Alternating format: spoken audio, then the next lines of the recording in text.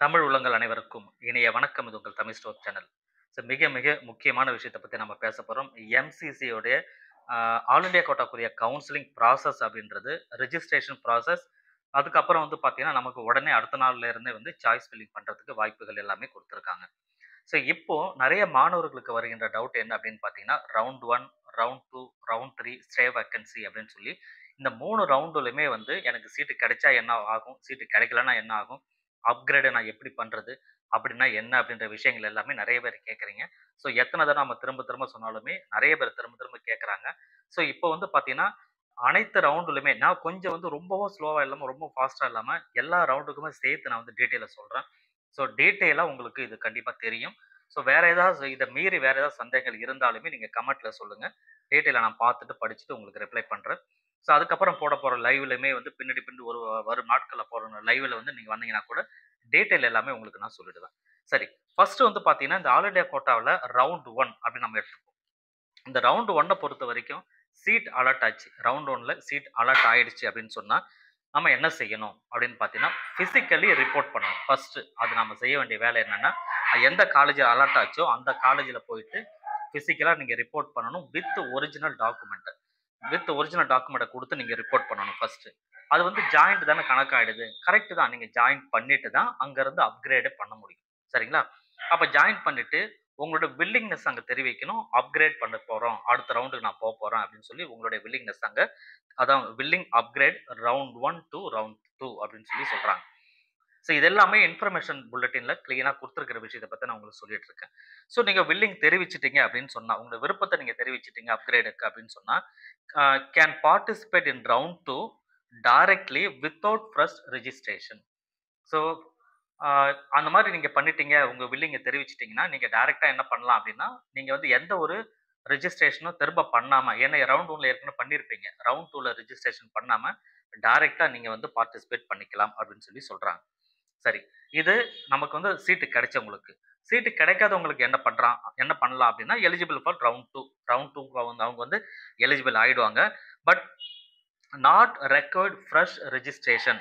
Not required registration again அப்படின்றாங்க. யாருக்கு அப்படின்னா, ரவுண்ட் 1ல ஜாயின் பண்ணிட்டு ரவுண்ட் 2ல வரவங்களுக்கு ரெஜிஸ்ட்ரேஷன் தேவையில்ல. ஃப்ரெஷ்ஷா ரெஜிஸ்ட்ரேஷன் பண்ணணும். ஃப்ரெஷ்ஷா ரவுண்ட் 2க்கு உள்ள வரவங்க மட்டும் ரெஜிஸ்ட்ரேஷன் பண்ணணும். வித் அந்த செக்யூரிட்டி டெபாசிட், அந்த ரெஜிஸ்ட்ரேஷன் ஃபீஸ் என்னவோ அத பே பண்ணிட்டு ஃப்ரெஷ்ஷா நீங்க ரெஜிஸ்ட்ரேஷன் பண்ணிக்கலாம் அப்படின்னு சொல்றாங்க. சரிங்களா? இது வந்து ரவுண்ட் 1க்கு முடிஞ்சது. அடுத்து வந்து ரவுண்ட் 2.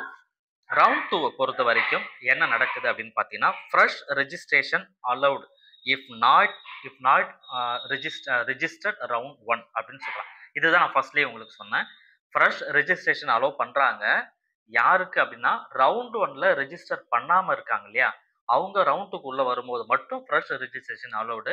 ரவுண்ட் 1ல ரெஜிஸ்டர் பண்ணியிருந்தீங்கன்னா, ரவுண்ட் 2ல நீங்க ரெஜிஸ்டர் பண்ண தேவையில்லை அப்படின்னு சொல்லி சொல்லப்படுது. ரைட்டா? இப்போ ரவுண்ட் 2ல சீட்டு கிடைச்சிருச்சுன்னு வச்சுக்கோங்க. ரைட்டுங்களா? ஏதோ ஒரு காலேஜ்ல சீட்டு கிடைச்சிருச்சு. இப்ப நம்ம என்ன செய்யணும்? ரவுண்ட் 1ல என்ன சொன்னாங்க? அதே போல physically report to allotted colleges அப்படின்னு சொல்றாங்க. நீங்க அந்த காலேஜ்ல போய் அலாட்டட் காலேஜ்ல போய் ரிப்போர்ட் பண்ணணும் வித் ஒரிஜினல் டாக்குமெண்டோட. ரிப்போர்ட் பண்றீங்க. அதுக்கப்புறம் உங்களோட வில்லிங்க தெரிவிக்கிறீங்க. Upgrade to round 1 to round 3. Round 2ல இருந்து ரவுண்ட் 3க்கு நான் வந்து அப்கிரேட் பண்ணிக்க போறேன் அப்படின்னு சொல்லி உங்களோட வில்லிங்னஸ் அங்க தெரிவிக்க போறீங்க. ரவுண்ட் 2ல வந்து அப்கிரேட் வந்துருச்சு. சரிங்களா?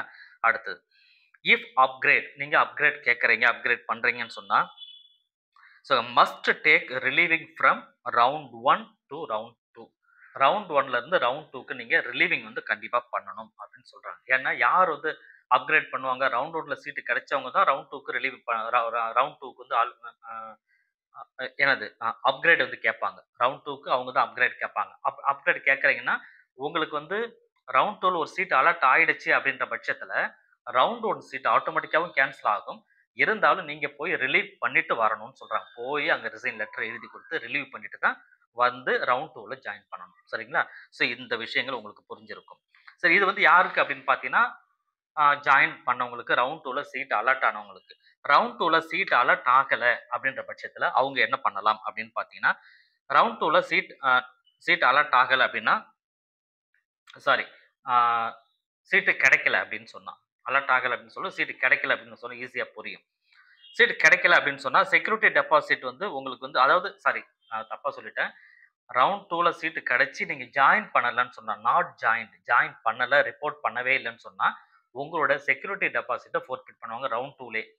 சரிங்களா? நீங்க ரிப்போர்ட் பண்ணணும். அதுதான் சொல்றாங்க. நீங்க ரிப்போர்ட் நீங்க எந்த காலேஜா இருந்தாலும் ரவுண்ட் 1 இருந்தாலும் சரி, ரவுண்ட் 2 இருந்தாலும் நீங்க போய் ரிப்போர்ட் பண்ணணும். ரவுண்ட் 1ல நீங்க ரிப்போர்ட் பண்ணலன்னா கூட அது ஃப்ரீ எக்ஸிட்ன்ற பேர்ல வந்துரும். ஆனா ரவுண்ட் 2ல கண்டிப்பா ரிப்போர்ட் பண்ணி தான் ஆகணும். இப்ப ரவுண்ட் 1லயுமே ரிப்போர்ட் தான் பண்ணணும். அதுதான் இங்க இன்ஃபர்மேஷன் புல்லட்டின்ல நமக்கு சொல்றாங்க.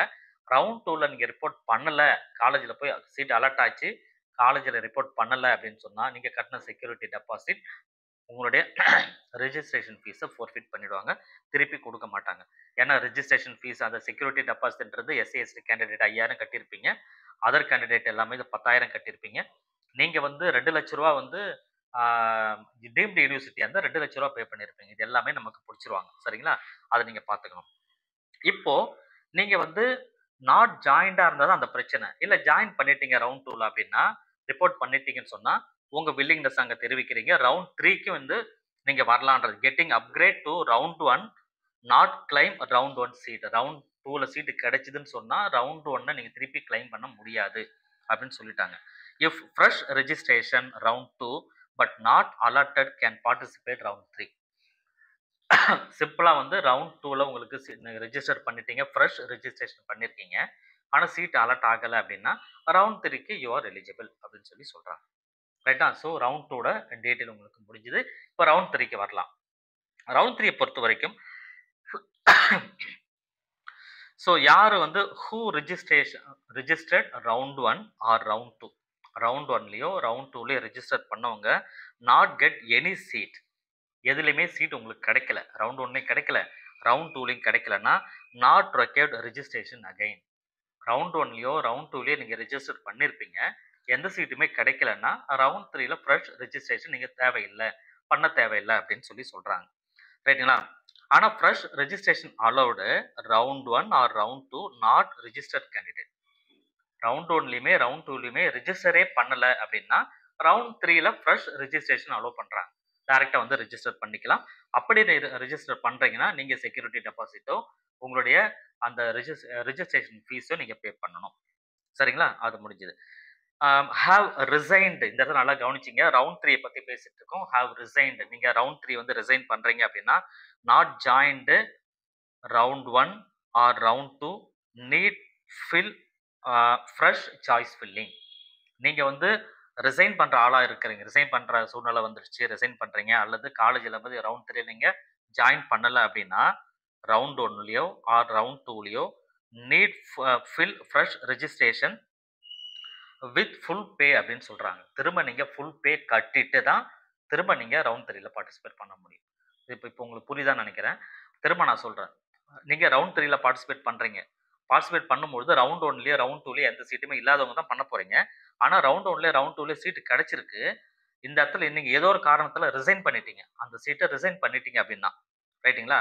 ரிசைன் பண்ணிட்டீங்கன்னு சொன்னா நீங்க திரும்ப ரவுண்ட் 4க்கு அடுத்த ரவுண்டுக்கு உள்ள வரீங்க அப்படின்னு சொன்னா ரிசைன் பண்ணிட்டு உள்ள வரீங்கன்னு சொன்னா திரும்ப நீங்க என்ன பண்ணணும்? என்னென்ன ஃபீஸ் இருக்கோ எல்லாமே பே பண்ணணும் அப்படின்னு சொல்றாங்க. அவ்வளவுதான். ஸோ ரிசைன் பண்ணக்கூடாதுன்னு தெரிஞ்சுக்குவாங்களா? சிம்பிளா ரிசைன் பண்ணிட்டு திரும்ப அடுத்த ரவுண்ட் உள்ள வரீங்கன்னா திரும்ப எல்லாமே நீங்க கட்டி ஆகணும். எல்லா ஃபீஸையும் நீங்க கட்டி ஆகணும் அப்படின்னு சொல்லி சொல்றாங்க. ஸோ அதுதான். இப்போ ரவுண்ட் 3ல சீட் அலர்ட் ஆகுதுப்பா. இப்போ ரவுண்ட் 3ல உங்களுக்கு சீட் அலர்ட் ஆகுதுன்னு வச்சுப்போம். அடுத்து நம்ம என்ன பண்ணணும்? ஆஸ் யூஷுவல் ரவுண்ட் 1லயும் ரவுண்ட் 2லயும் என்ன பண்ணீங்க? பிசிக்கலா போய் காலேஜ்ல ரிப்போர்ட் பண்ணீங்க. வித் ஒரிஜினல் டாக்குமெண்டோட அதே போல போய் ரிப்போர்ட் பண்ணணும் ரவுண்ட் 3லயும். எந்த காலேஜ்ல அலர்ட் ஆச்சோ அந்த காலேஜ் ரிப்போர்ட் பண்றீங்க. அதுக்கப்புறம் இஃப் அப்கிரேட் நல்லா புரிஞ்சுங்க. If upgrade take relieving from round 2 seat. நீங்க அப்கிரேட் வாங்குறீங்க அப்படின்ற பட்சத்துல ரவுண்ட் 2 சீட்டை நீங்க ரிலீவ் பண்ணணும் அப்படின்னு சொல்லி சொல்றாங்க. அதுக்கப்புறமா join round 3 seat. Right? Round 3ல கிடைச்சாதான் நீங்க ஆட்டோமேட்டிக்கா என்ன பண்ண போறீங்கன்னா நீங்க போய் அங்க ரிலீவிங் ஆர்டர் கொடுத்து ரிலீவ் பண்ணிட்டு ரவுண்ட் 3ல வந்து சேரணும் அப்படின்னு சொல்லி சொல்றாங்க. அப்ப அப்கிரேட்ன்றது ரவுண்ட் 2ல இருந்து ரவுண்ட் 3க்குமே வருது. ரைட்டுங்களா?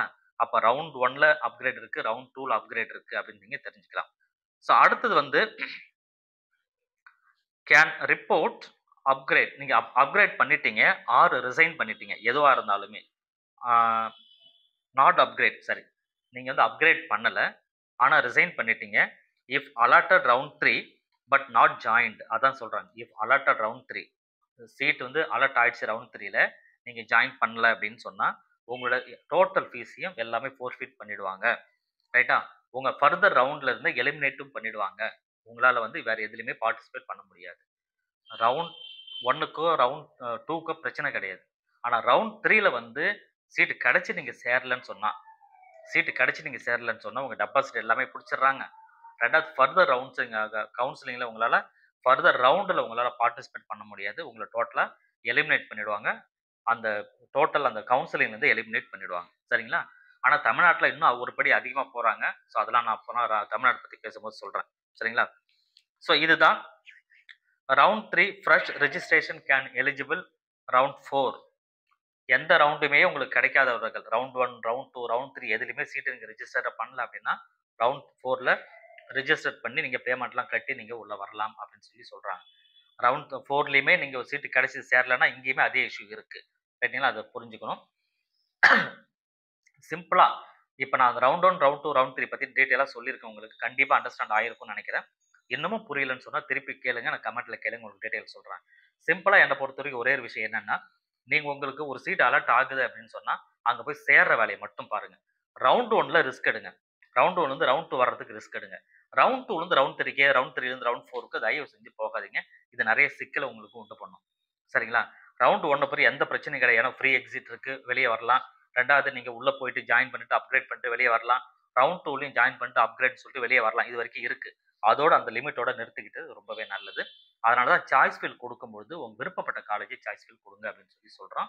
சார் அடுத்த வீடியோல சாய்ஸ் ஃபீல்லாம் எப்படிலாம் பண்ணணும் அப்படின்றத டீடைலா உங்களுக்கு நான் சொல்றேன். தேங்க் யூ ஃபார் வாட்சிங். இந்த வீடியோ உங்களுக்கு ரொம்ப பிடிச்சிருந்ததுன்னா இந்த வீடியோக்கு லைக் கொடுத்துங்க. தவறாம இந்த வீடியோ உங்க ஃப்ரெண்ட்ஸுக்கும் ஷேர் பண்ணிக்கோங்க. Thank you.